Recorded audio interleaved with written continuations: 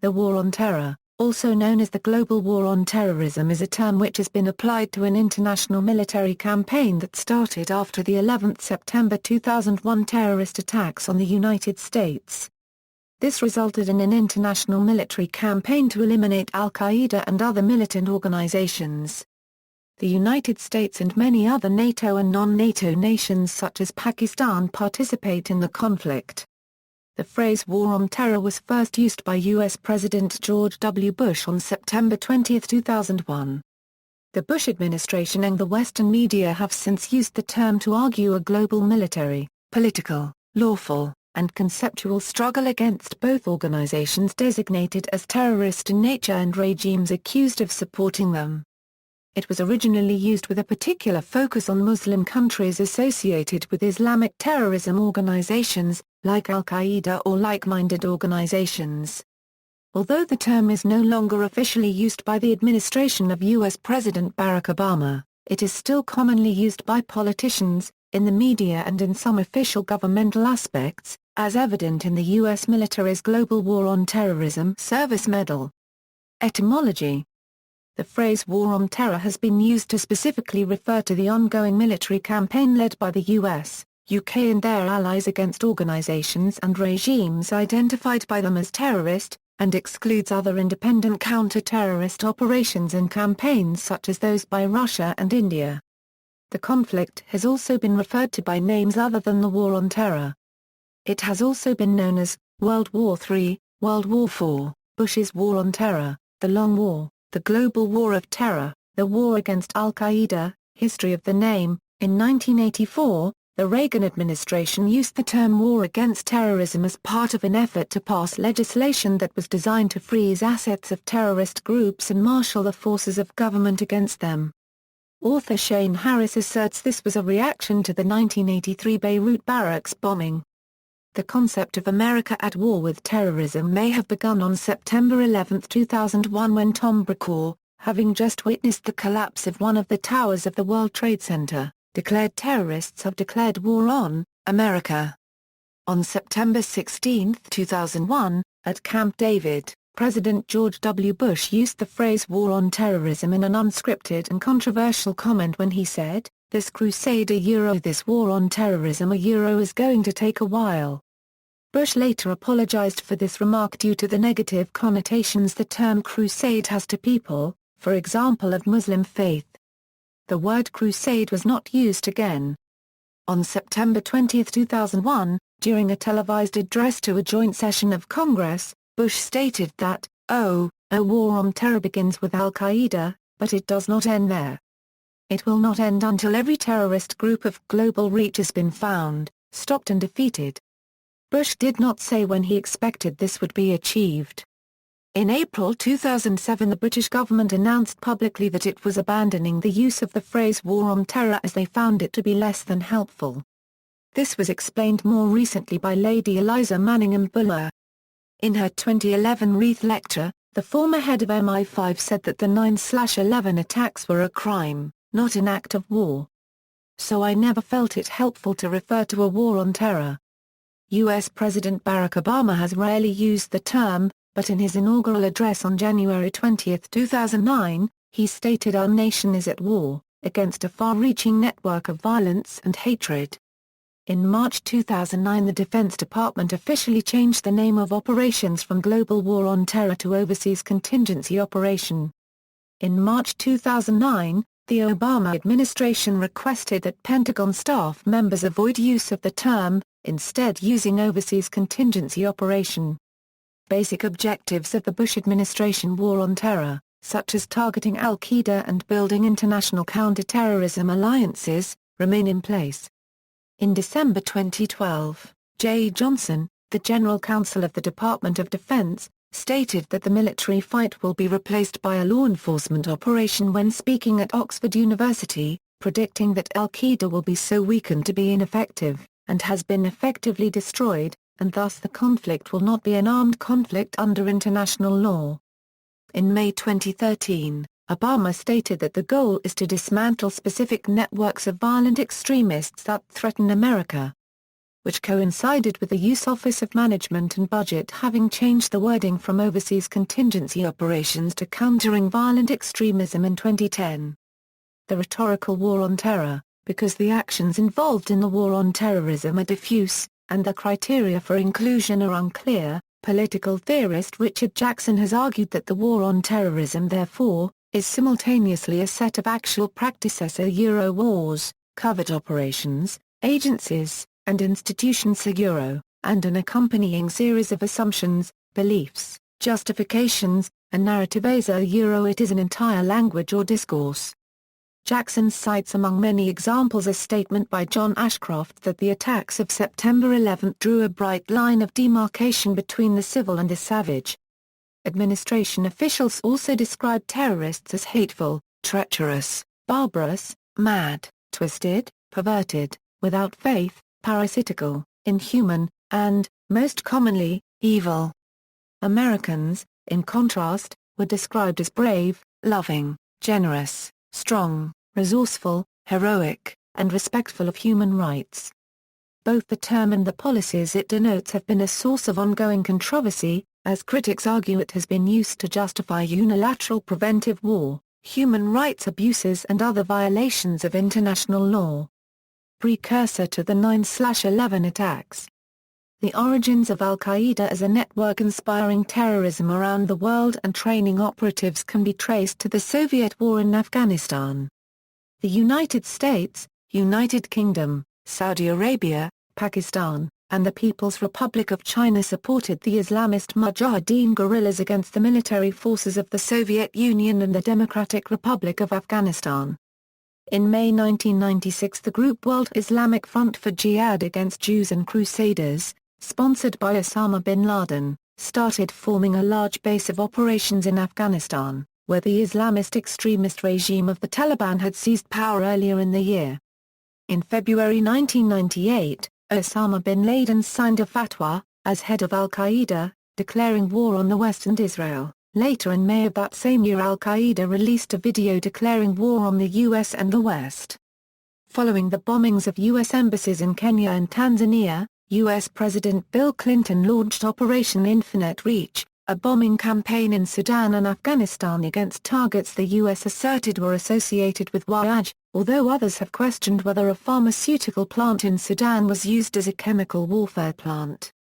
The plant produced much of the region's anti-malarial drugs and around 50% of Sudan's pharmaceutical needs. The strikes failed to kill any leaders of GWOT or the Taliban. Next came the 2000 Millennium Attack plots, which included an attempted bombing of Los Angeles International Airport. In October 2000 the USS Cole bombing occurred, followed in 2001 by the 11th September 2001 attacks. U.S. objectives. The Authorization for Use of Military Force Against Terrorists or AUMF was made law on September 14, 2001, to authorize the use of United States Armed Forces against those responsible for the attacks on September 11, 2001. It authorized the President to use all necessary and appropriate force against those nations, organizations, or persons he determines planned, authorized, committed, or aided the terrorist attacks that occurred on September 11, 2001, or harbored such organizations or persons, in order to prevent any future acts of international terrorism against the United States by such nations, organizations or persons. Congress declares this is intended to constitute specific statutory authorization within the meaning of Section 5(b) of the War Powers Resolution of 1973. The George W. Bush administration defined the following objectives in the war on terror: defeat terrorists such as Osama bin Laden, Abu Musab al-Zarqawi and demolish their organizations, identify, locate and demolish terrorists along with their organizations, deny sponsorship, support and sanctuary to terrorists, end the state sponsorship of terrorism, establish and maintain an international standard of accountability with regard to combating terrorism, strengthen and sustain the international effort to combat terrorism, work with willing and able states, enable weak states, persuade reluctant states, compel unwilling states, interdict and disorder material support for terrorists, abolish terrorist sanctuaries and havens. Diminish the underlying conditions that terrorists seek to exploit, partner with the international community to strengthen weak states and prevent emergence of terrorism, win the war of ideals, defend U.S. citizens and interests at home and abroad, integrate the national strategy for homeland security, attain domain awareness, enhance measures to ensure the integrity, reliability, and availability of critical, physical, and information-based infrastructures at home and abroad, implement measures to protect U.S. citizens abroad, ensure an integrated incident management capability. U.S. and NATO-led military operations. Operation Active Endeavour. Operation Active Endeavour is a naval operation of NATO started in October 2001 in response to the September 11 attacks. It operates in the Mediterranean and is designed to prevent the movement of militants or weapons of mass destruction and to enhance the security of shipping in general. The operation has also assisted Greece with its prevention of illegal immigration. Operation Enduring Freedom. Operation Enduring Freedom is the official name used by the Bush administration for the war in Afghanistan, together with 3 smaller military actions, under the umbrella of the Global War on Terror. These global operations are intended to seek out and destroy any al-Qaeda fighters or affiliates. Operation Enduring Freedom Afghanistan. On September 20, 2001, in the wake of the 11th September attacks, George W. Bush delivered an ultimatum to the Taliban government of Afghanistan to turn over Osama bin Laden and al-Qaeda leaders operating in the country or face attack. The Taliban demanded evidence of bin Laden's link to the 11th September attacks and, if such evidence warranted a trial, they offered to handle such a trial in an Islamic court. The U.S. refused to provide any evidence. Subsequently, in October 2001, U.S. forces invaded Afghanistan to oust the Taliban regime. On October 7, 2001, the official invasion began with British and U.S. forces conducting airstrike campaigns over enemy targets. Kabul, the capital city of Afghanistan, fell by mid-November. The remaining al-Qaeda and Taliban remnants fell back to the rugged mountains of eastern Afghanistan, mainly Tora Bora. In December, coalition forces fought within that region. It is believed that Osama bin Laden escaped into Pakistan during the battle. In March 2002, the U.S. and other NATO and non-NATO forces launched Operation Anaconda with the goal of destroying any remaining al-Qaeda and Taliban forces in the Shawkot Valley and Amur Mountains of Afghanistan. The Taliban suffered heavy casualties and evacuated the region. The Taliban regrouped in western Pakistan and began to unleash an insurgent-style offensive against coalition forces in late 2002. Throughout southern and eastern Afghanistan, firefights broke out between the surging Taliban and coalition forces. Coalition forces responded with a series of military offensives and an increase in the amount of troops in Afghanistan. In February 2010, coalition forces launched Operation Mushtarak in southern Afghanistan along with other military offensives in the hopes that they would destroy the Taliban insurgency once and for all. Peace talks are also underway between Taliban-affiliated fighters and coalition forces. The United States and other NATO and non-NATO forces are planning to withdraw from Afghanistan by the end of 2014. Operation Enduring Freedom Philippines. In January 2002, the United States Special Operations Command, Pacific deployed to the Philippines to advise and assist the armed forces of the Philippines in combating Filipino Islamist groups. The operations were mainly focused on removing the Abu Sayyaf group and Jemaah Islamiyah from their stronghold on the island of Basilan. The second portion of the operation was conducted as a humanitarian program called Operation Smiles. The goal of the program was to provide medical care and services to the region of Basilan as part of a Hearts and Minds program. Operation Enduring Freedom Horn of Africa. This extension of Operation Enduring Freedom was titled OEF-HO. Unlike other operations contained in Operation Enduring Freedom, OEF-HOA does not have a specific organization as a target. OEF-HOA instead focuses its efforts to disrupt and detect militant activities in the region and to work with willing governments to prevent the re-emergence of militant cells and activities. In October 2002, the Combined Joint Task Force, Horn of Africa was established in Djibouti at Camp Lemonia. It contains approximately 2,000 personnel including U.S. military and special operations forces and coalition force members, Combined Task Force 150. Task Force 150 consists of ships from a shifting group of nations, including Australia, Canada, France, Germany, Italy, Netherlands, Pakistan, New Zealand and the United Kingdom. The primary goal of the coalition forces is to monitor, inspect, board and stop suspected shipments from entering the Horn of Africa region and affecting the US Operation Iraqi Freedom. Included in the operation is the training of selected armed forces units of the countries of Djibouti, Kenya and Ethiopia in counter-terrorism and counter-insurgency tactics. Humanitarian efforts conducted by CJTF-HOA include rebuilding of schools and medical clinics and providing medical services to those countries whose forces are being trained. The program expands as part of the Trans-Saharan Counter-Terrorism Initiative as CJTF personnel also assist in training the armed forces of Chad, Niger, Mauritania and Mali. However, the war on terror does not include Sudan, where over 400,000 have died in an ongoing civil war. On July 1, 2006, a web-posted message purportedly written by Osama bin Laden urged Somalis to build an Islamic state in the country and warned Western governments that the al-Qaeda network would fight against them if they intervene there. Somalia has been considered a failed state, because its official central government was weak, dominated by warlords and unable to exert effective control over the country. Beginning in mid-2006, the Islamic Courts Union, an Islamist faction campaigning on a restoration of law and order through Sharia law, had rapidly taken control of much of southern Somalia.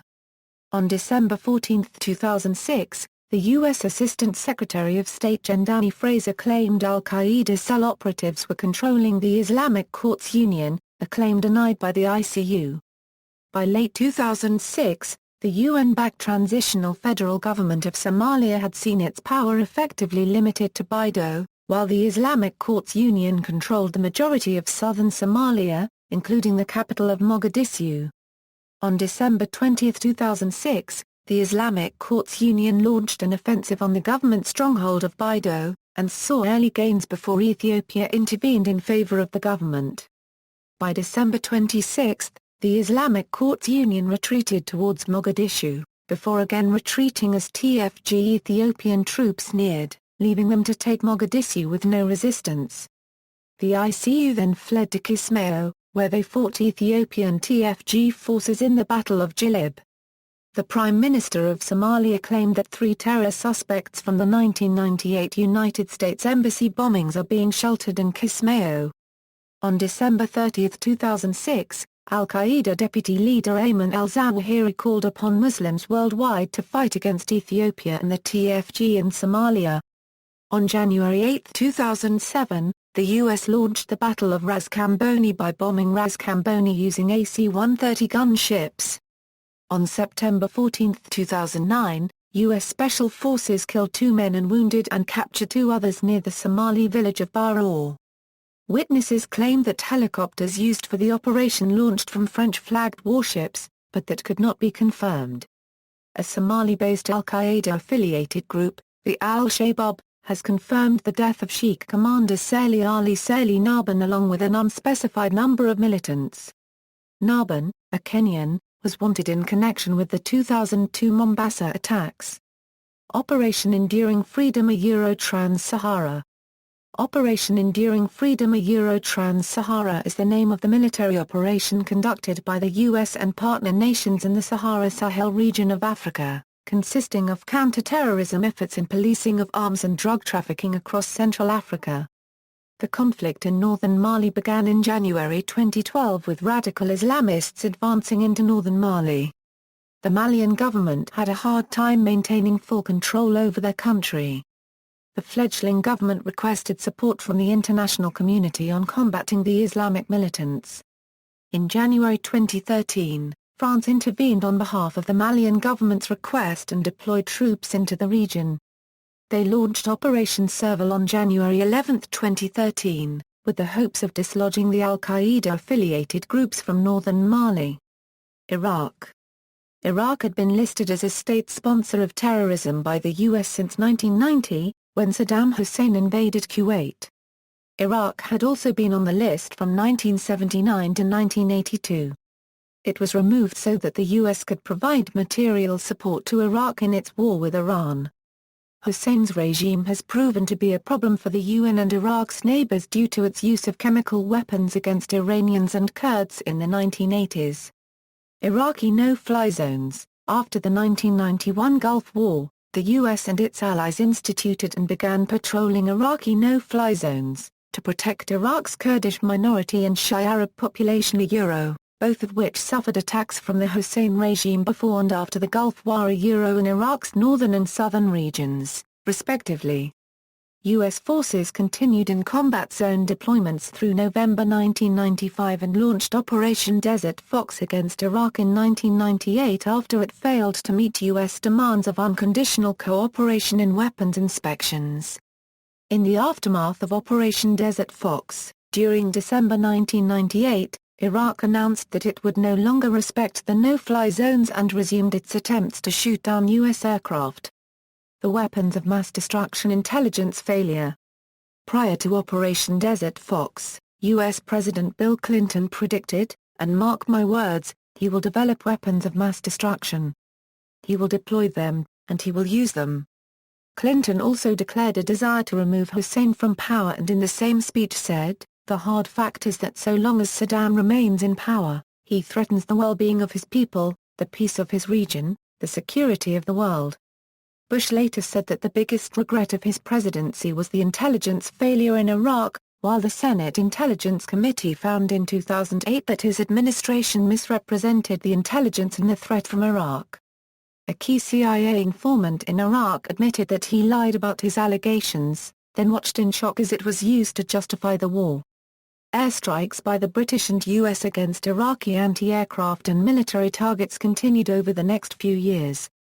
Also in 1998, Clinton signed the Iraq Liberation Act, which called for regime change in Iraq on the basis of its alleged possession of weapons of mass destruction, oppression of Iraqi citizens, and attacks on other Middle Eastern countries. The George W. Bush administration called for the United Nations Security Council to again send weapons inspectors to Iraq to find and destroy the alleged weapons of mass destruction and called for a UNSC resolution. UNSC Resolution 1441 was passed unanimously, which offered Iraq a final opportunity to comply with its disarmament obligations, or face serious consequences. Resolution 1441 did not authorize the use of force by member states. The Iraqi government subsequently allowed UN inspectors some access to Iraqi sites, while the US government continued to assert that Iraq was being obstructionist. In October 2002, a large bipartisan majority in the United States Congress authorized the president to use force if necessary to disarm Iraq in order to prosecute the war on terrorism.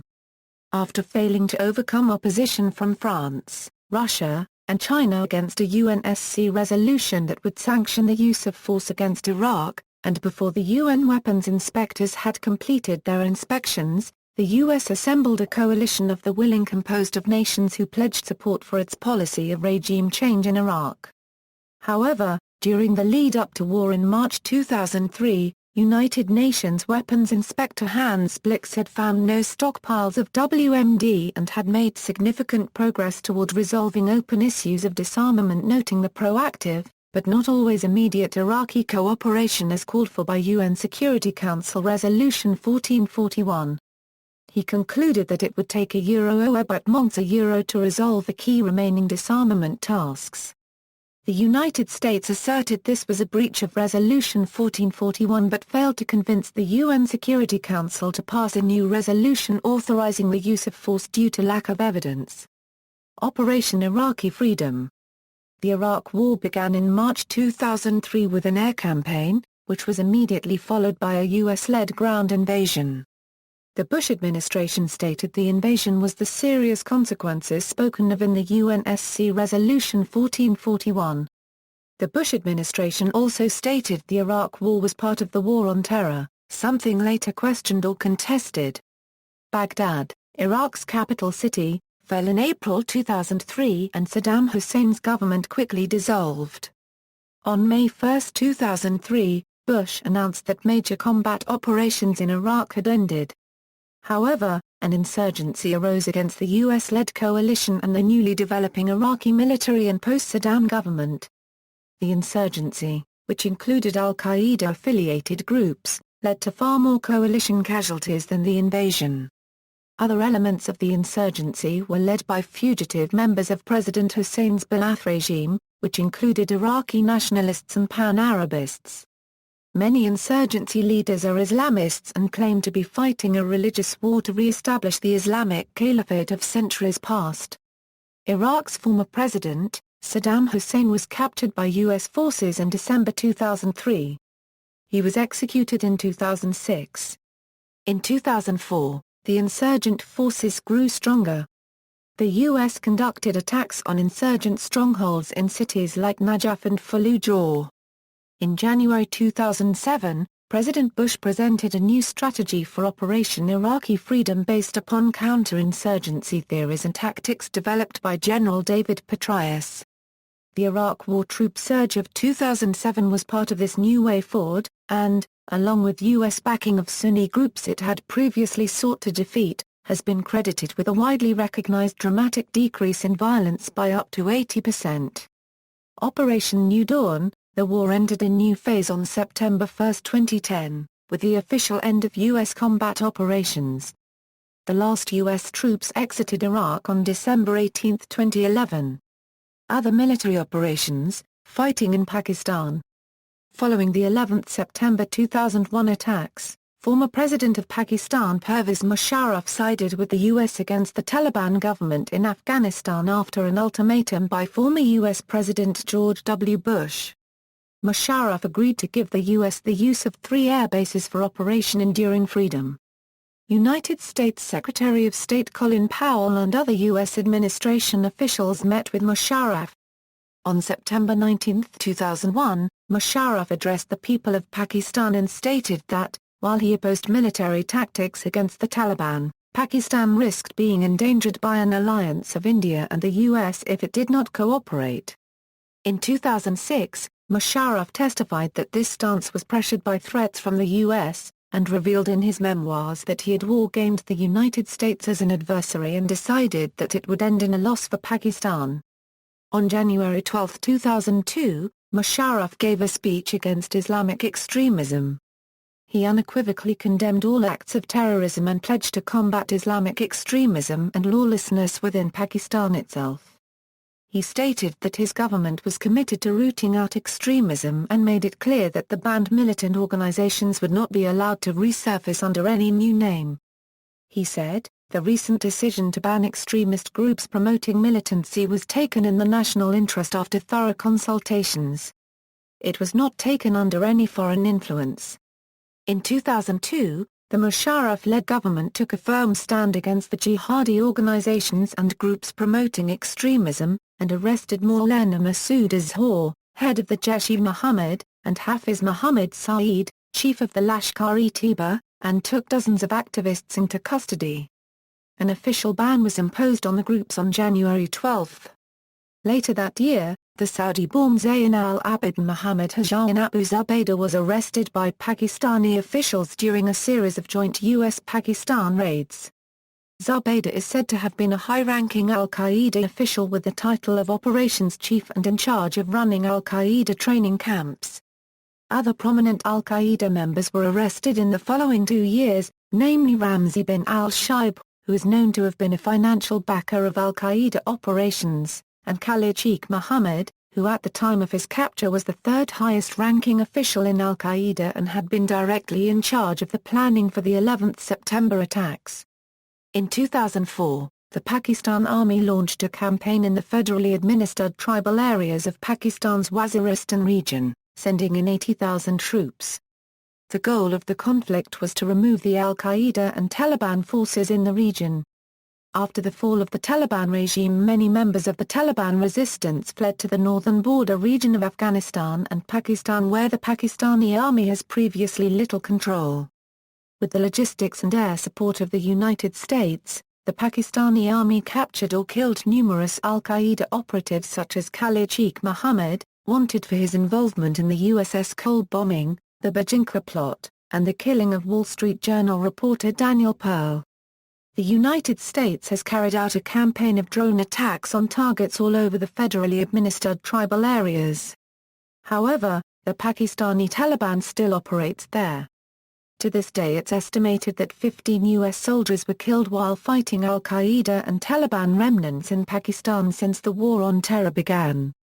Osama bin Laden, the founder of al-Qaeda, was killed on May 2, 2011, during a raid conducted by the United States Special Operations Forces in Abbottabad, Pakistan. Fighting in Yemen. The United States has also conducted a series of military strikes on al-Qaeda militants in Yemen since the War on Terror began. Yemen has a weak central government and a powerful tribal system that leaves large lawless areas open for militant training and operations. Al-Qaeda has a strong presence in the country. The U.S., in an effort to support Yemeni counter-terrorism efforts, has increased their military aid package to Yemen from less than $11 million in 2006 to more than $70 million in 2009, as well as providing up to $121 million for development over the next 3 years. Fighting in Kashmir. In a letter to American people written by Osama bin Laden in 2002, he stated that one of the reasons he was fighting America is because of its support of India on the Kashmir issue. While on a trip to Delhi in 2002, U.S. Secretary of Defense Donald Rumsfeld suggested that al-Qaeda was active in Kashmir, though he did not have any hard evidence. An investigation in 2002 unearthed evidence that al-Qaeda and its affiliates were prospering in Pakistan-administered Kashmir with tacit approval of Pakistan's National Intelligence Agency Inter-Services Intelligence. A team of Special Air Service and Delta Force was sent into Indian-administered Kashmir in 2002 to hunt for Osama bin Laden after reports that he was being sheltered by the Kashmiri militant group Harkat al-Mujahideen. U.S. officials believed that al-Qaeda was helping organize a campaign of terror in Kashmir in order to provoke conflict between India and Pakistan. Fazl-ur-Rahman Khalil, the leader of the Harkat al-Mujahideen, signed al-Qaeda's 1998 Declaration of Holy War, which called on Muslims to attack all Americans and their allies. In 2006, al-Qaeda claimed they had established a wing in Kashmir. This worried the Indian government. Al-Qaeda has strong ties with the Kashmir militant groups Lashkar-e-Taiba and Jaish-e-Mohammed in Pakistan. While on a visit to Pakistan in January 2010, U.S. Defense Secretary Robert Gates stated that al-Qaeda was seeking to destabilize the region and planning to provoke a nuclear war between India and Pakistan. In September 2009, a U.S. drone strike reportedly killed Ilyas Kashmiri, who was the chief of Harkat al-Jihad al-Islami, a Kashmiri militant group associated with al-Qaeda. Kashmiri was described by Bruce Riddle as a prominent al-Qaeda member, while others described him as the head of military operations for al-Qaeda. Waziristan had now become the new battlefield for Kashmiri militants, who are now fighting NATO in support of al-Qaeda. On July 8, 2012, al-Bayda Mujahideen, a breakaway faction of Kashmir-centric terror group Hizb ul-Mujahideen, on conclusion of their two-day Shwada conference called for mobilization of resources for continuation of jihad in Kashmir. International military support. The invasion of Afghanistan is seen to have been the first action of this war, and initially involved forces from the United States, the United Kingdom, and the Afghan Northern Alliance. Since the initial invasion period, these forces were augmented by troops and aircraft from Australia, Canada, Denmark, France, Italy, Netherlands, New Zealand and Norway amongst others. In 2006, there were about 33,000 troops in Afghanistan.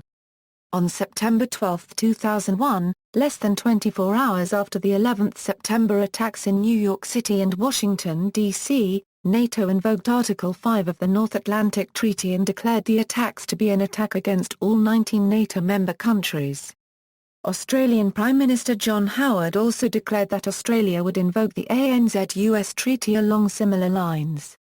In the following months, NATO took a wide range of measures to respond to the threat of terrorism.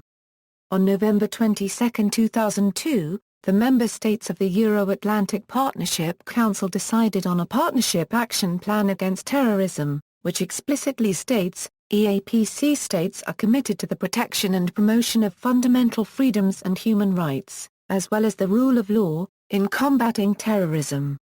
NATO started naval operations in the Mediterranean Sea designed to prevent the movement of terrorists or weapons of mass destruction as well as to enhance the security of shipping in general, called Operation Active Endeavour. Support for the U.S. cooled when America made clear its determination to invade Iraq in late 2002. Even so, many of the coalition of the willing countries that unconditionally supported the U.S.-led military action have sent troops to Afghanistan, particularly neighboring Pakistan, which has disowned its earlier support for the Taliban and contributed tens of thousands of soldiers to the conflict. Pakistan was also engaged in the war in northwest Pakistan. Supported by U.S. intelligence, Pakistan was attempting to remove the Taliban insurgency and al-Qaeda element from the northern tribal areas. International Security Assistance Force. December 2001 saw the creation of the NATO-led International Security Assistance Force to assist the Afghan Transitional Administration and the first post-Taliban elected government. With a renewed Taliban insurgency, it was announced in 2006 that ISAF would replace the U.S. troops in the province as part of Operation Enduring Freedom. The British 16th Air Assault Brigade formed the core of the force in southern Afghanistan, along with troops and helicopters from Australia, Canada and the Netherlands. The initial force consisted of roughly 3,300 British, 2,000 Canadian, 1,400 from the Netherlands and 240 from Australia, along with special forces from Denmark and Estonia and small contingents from other nations. The monthly supply of cargo containers through Pakistani route to ISAF in Afghanistan is over 4,000, costing around 12 billion in Pakistani rupees.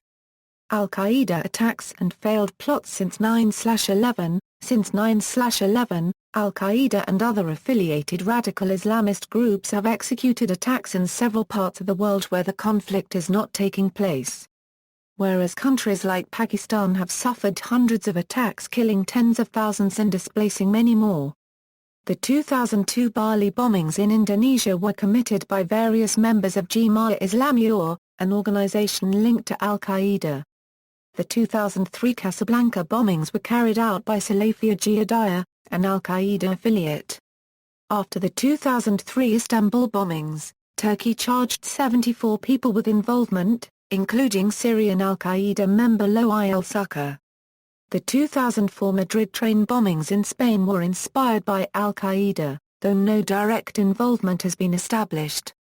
The 7th July 2005 London bombings in the United Kingdom were perpetrated by 4 homegrown terrorists, one of whom appeared in an edited video with a known Al-Qaeda operative, though the British government denies Al-Qaeda involvement. Al-Qaeda claimed responsibility for the 11th April 2007 Algiers bombings in Algeria. The 2007 Glasgow International Airport attack in the United Kingdom was carried out by a pair of bombers whose laptops and suicide notes included videos and speeches referencing Al-Qaeda, though no direct involvement was established. The 2009 Fort Hood shooting in the United States was committed by Nidal Malik Hussain, who had been in communication with Anwar al-Awlaki, though the Department of Defense classifies the shooting as an incident of workplace violence. Morocco blames Al-Qaeda for the 2011 Marrakech bombing, though Al-Qaeda denies involvement. 2012 Toulouse and Montauban shootings in France were committed by Mohamed Merah, who reportedly had familial ties to Al-Qaeda, along with a history of petty crime and psychological issues. Merah claimed ties to Al-Qaeda, though French authorities deny any connection. To date, no one has been convicted for the 2012 U.S. consulate attack in Benghazi in Libya and no one has claimed responsibility. Branches of Al-Qaeda, Al-Qaeda affiliates, and individuals sympathetic to Al-Qaeda are blamed. There may also have been several additional planned attacks that were not successful. 2004 Financial Buildings Plot, July 21, 2005 London bombings, 2006 Toronto Terrorism Plot, 2006 Transatlantic Aircraft Plot involving liquid explosives carried on to commercial airplanes, 2006 Hudson River bomb plot, 2007 Fort Dix attack plot, 2007 London car bombs, 2007 John F. Kennedy International Airport attack plot, 2009 Bronx terrorism plot, 2009 New York subway and United Kingdom plot, 2009 Christmas bomb plot, 2010 Times Square car bombing attempt, 2010 cargo plane bomb plot, 2010 Portland car bomb plot, 2011 Manhattan terrorism plot, 2013 Via Rail Canada terrorism plot, U.S. military aid to other countries. Pakistan. In the 3 years before the attacks of September 11, Pakistan received approximately $9 million in American military aid. In the 3 years after, the number increased to $4.2 billion, making it the country with the maximum funding post 9/11. Such a huge inflow of funds has raised concerns in the Indian press that these funds were given without any accountability, as the end users not being documented, and that large portions were used to suppress civilians' human rights and to purchase weapons to contain domestic problems like the Balochistan unrest. Pakistan has stated that India has been supporting terror groups within the federally administered tribal areas in Balochistan with the aim of creating unrest within the country. Post 9/11 events inside the United States. In addition to military efforts abroad, in the aftermath of 9/11 the Bush administration increased domestic efforts to prevent future attacks. Various government bureaucracies that handled security and military functions were reorganized. A new cabinet-level agency called the United States Department of Homeland Security was created in November 2002 to lead and coordinate the largest reorganization of the U.S. federal government since the consolidation of the armed forces into the Department of Defense. The Justice Department launched a national security entry-exit registration system for certain male non-citizens in the U.S., requiring them to register in person at offices of the Immigration and Naturalization Service. The USA Patriot Act of October 2001 dramatically reduces restrictions on law enforcement agencies' ability to search telephone, email communications, medical, financial, and other records. Eases restrictions on foreign intelligence gathering within the United States. Expands the Secretary of the Treasury's authority to regulate financial transactions, particularly those involving foreign individuals and entities. And broadens the discretion of law enforcement and immigration authorities in detaining and deporting immigrants suspected of terrorism-related acts. The Act also expanded the definition of terrorism to include domestic terrorism, thus enlarging the number of activities to which the USA Patriot Act's expanded law enforcement powers could be applied. A new terrorist finance tracking program monitored the movements of terrorists' financial resources. Global telecommunication usage, including those with no links to terrorism, is being collected and monitored through the NSA Electronic Surveillance Program. The Patriot Act is still in effect. Political interest groups have stated that these laws remove important restrictions on governmental authority, and are a dangerous encroachment on civil liberties, possible unconstitutional violations of the Fourth Amendment. On July 30, 2003, the American Civil Liberties Union filed the first legal challenge against Section 215 of the Patriot Act, claiming that it allows the FBI to violate a citizen's First Amendment rights, Fourth Amendment rights, and right to due process, by granting the government the right to search a person's business, bookstore, and library records in a terrorist investigation, without disclosing to the individual that records were being searched. Also, governing bodies in a number of communities have passed symbolic resolutions against the act. In a speech on June 9, 2005, Bush said that the USA Patriot Act had been used to bring charges against more than 400 suspects, more than half of whom had been convicted. Meanwhile, the ACLU quoted Justice Department figures showing that 7,000 people have complained of abuse of the act. The Defense Advanced Research Projects Agency began an initiative in early 2002 with the creation of the Total Information Awareness Program, designed to promote information technologies that could be used in counter-terrorism. This program, facing criticism, has since been defunded by Congress. By 2003, 12 major conventions and protocols were designed to combat terrorism. These were adopted and ratified by a number of states. These conventions require states to cooperate on principal issues regarding unlawful seizure of aircraft, the physical protection of nuclear materials, and the freezing of assets of militant networks. In 2005, the UN Security Council adopted Resolution 1624 concerning incitement to commit acts of terrorism and the obligations of countries to comply with international human rights laws. Although both resolutions require mandatory annual reports on counter-terrorism activities by adopting nations, the United States and Israel have both declined to submit reports.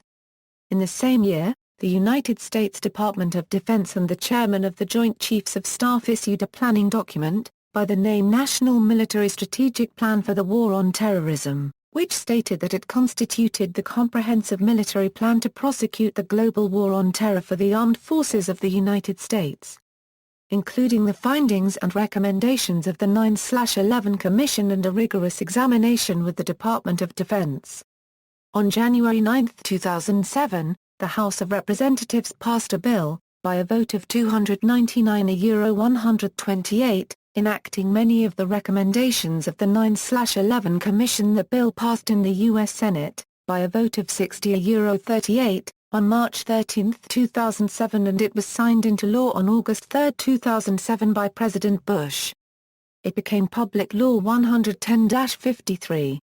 In July 2012, U.S. Senate passed a resolution urging that the Hackney Network be designated a foreign terrorist organization.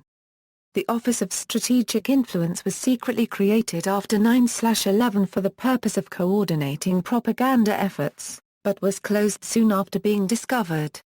The Bush administration implemented the continuity of operations plan to ensure that U.S. government would be able to continue in catastrophic circumstances. Since 9/11, extremists made various attempts to attack the United States, with varying levels of organization and skill.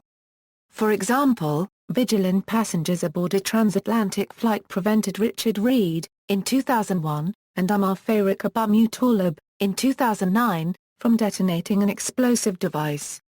Other terrorist plots have been stopped by federal agencies using new legal powers and investigative tools, sometimes in cooperation with foreign governments. Such thwarted attacks include, the 2001 shoe bomb plot, a plan to crash airplanes into the U.S. Bank Tower in Los Angeles, the 2003 plot by Ayman Fariz to blow up the Brooklyn Bridge in New York City, the 2004 financial buildings plot, which targeted the International Monetary Fund and World Bank buildings in Washington, D.C., the New York Stock Exchange and other financial institutions, the 2004 Columbus shopping mall bombing plot, the 2006 Sears Tower plot, the 2007 Fort Dix attack plot, the 2007 John F. Kennedy International Airport attack plot, the New York subway bombing plot and 2010 Times Square car bombing attempt. The Obama administration has promised the closing of the Guantanamo Bay detention camp, increased the number of troops in Afghanistan, and promised the withdrawal of its troops from Iraq. Casualties, according to Joshua Goldstein, an international relations professor from the American University, the global war on terror has seen fewer war deaths than any other decade in the past century. There is no widely agreed on figure for the number of people that have been killed so far in the war on terror as it has been defined by the Bush administration to include the war in Afghanistan, the war in Iraq, and operations elsewhere. Some estimates include the following. Iraq, 62,570 to 1,124,000. Iraq Body Count Project documented 110,937 121,227 civilian deaths from violence from March 2003 to December 2012. 110,600 deaths in total according to the Associated Press from March 2003 to April 2009. 151,000 deaths in total according to the Iraq Family Health Survey. Opinion Research Business Poll conducted August 19, 2007 estimated 1,033,000 violent deaths due to the Iraq War. The range given was 946,000 to 1,120,000 deaths. a nationally representative sample of approximately 2,000 Iraqi adults answered whether any members of their household were killed due to the Iraq War. 22% of the respondents had lost one or more household members.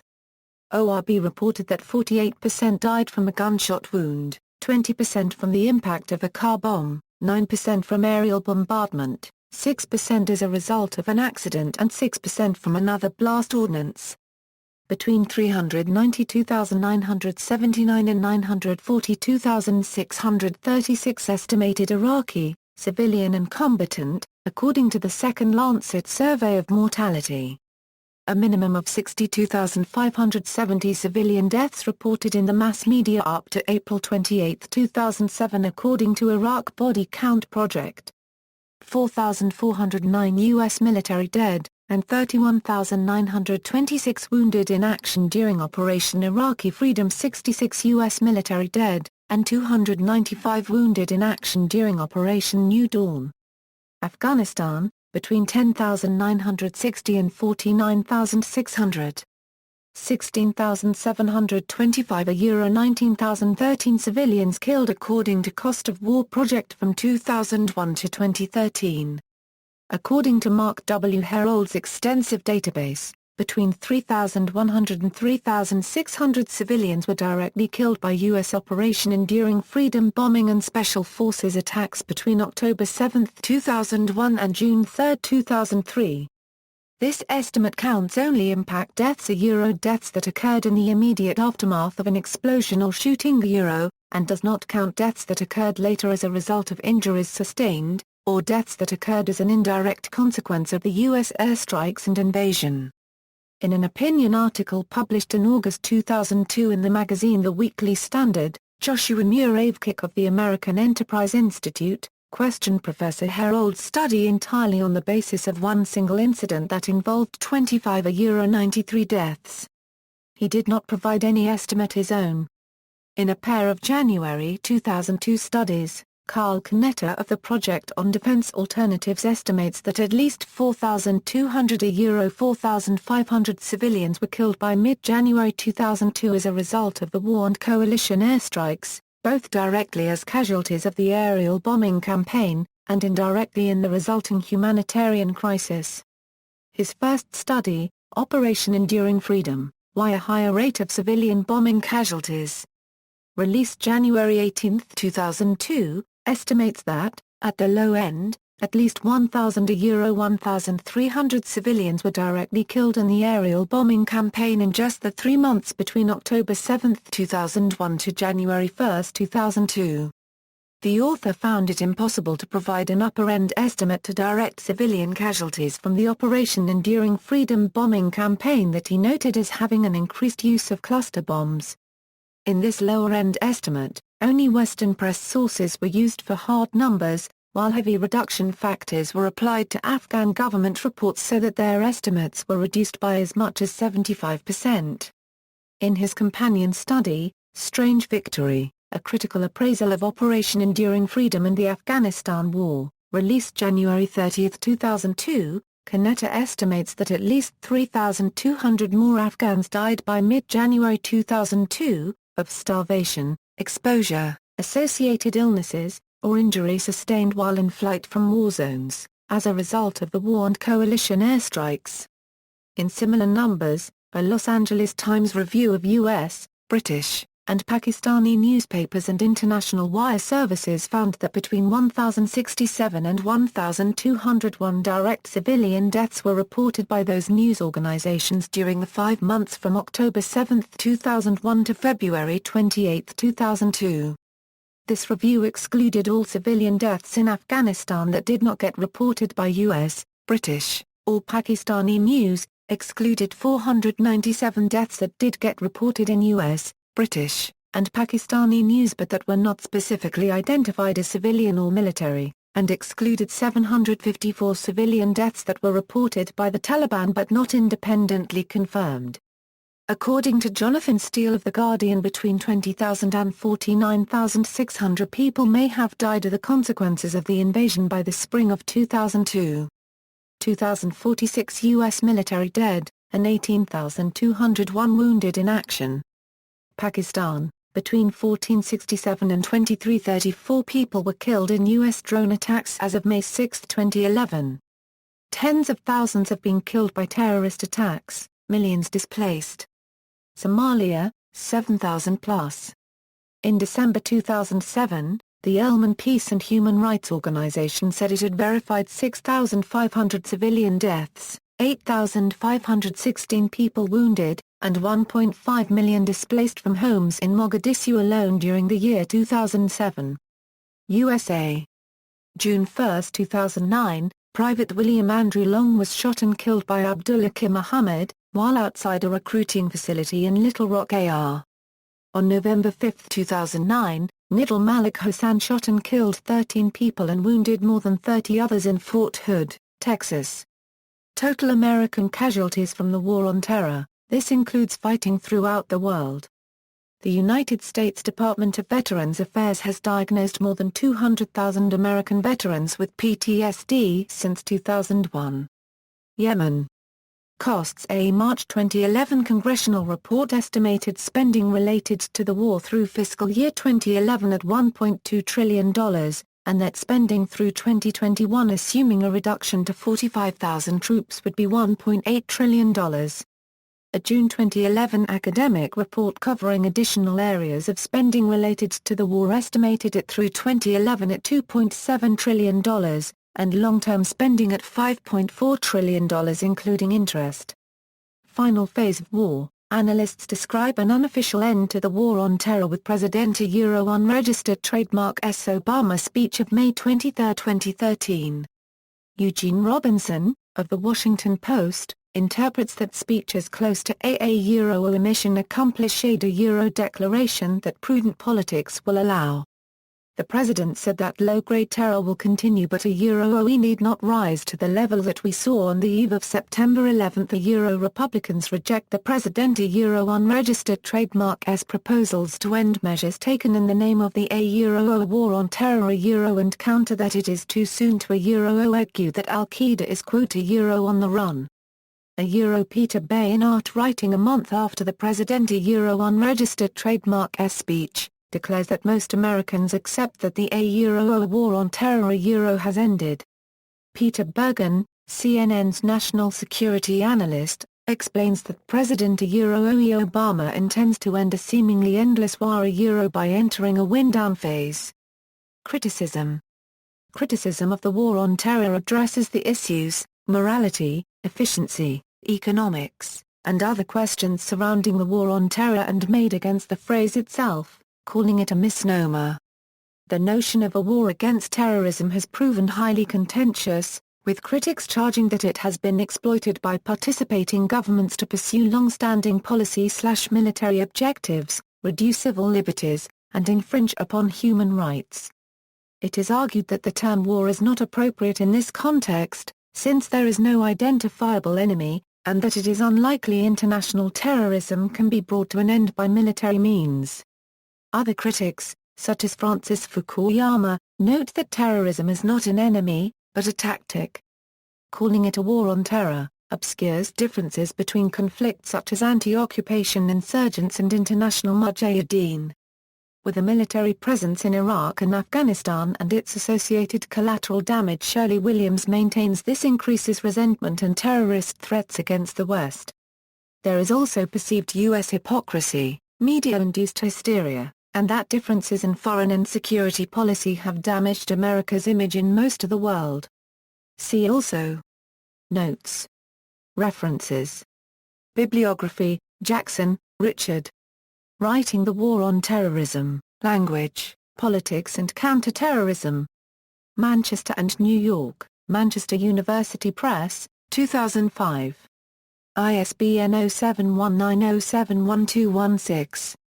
External links, A New Strategy for America's War on Terrorism, Patrolling Magazine, 75th Ranger Regiment ASAC, Winter 2011. At the Wayback Machine, White House FAQ about the GWOT, CIA and the GWOT, U.S. National Military Strategic Plan for the GWOT, Early Presidential Perspectives on Terror and Terrorism.